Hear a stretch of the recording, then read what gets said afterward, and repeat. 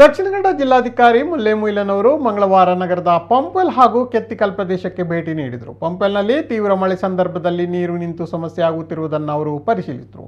ರಾಜಕಾಲುವೆಯಲ್ಲಿ ನೀರಿನ ಸರಾಗ ಹರಿವಿಗೆ ತಾಂತ್ರಿಕವಾಗಿರುವ ಸಮಸ್ಯೆ ಬಗೆಹರಿಸಲು ಅವರು ನಗರ ಪಾಲಿಕೆ ಅಧಿಕಾರಿಗಳಿಗೆ ಸೂಚನೆಗಳನ್ನು ನೀಡಿದರು. ಕೆತ್ತಿಕಲ್ನಲ್ಲಿ ಇನ್ನಷ್ಟು ಭೂಕುಸಿತ ತಡೆಯಲು ಮತ್ತು ರಾಷ್ಟ್ರೀಯ ಹೆದ್ದಾರಿಯಲ್ಲಿ ಸುಗಮ ಸಂಚಾರಕ್ಕೆ ತಾಂತ್ರಿಕ ಪರಿಹಾರವನ್ನು ಕೂಡಲೇ ಕೈಗೊಳ್ಳಲು ಜಿಲ್ಲಾಧಿಕಾರಿಗಳು ಹೆದ್ದಾರಿ ಪ್ರಾಧಿಕಾರಕ್ಕೆ ನಿರ್ದೇಶನವನ್ನು ನೀಡಿದ್ದಾರೆ.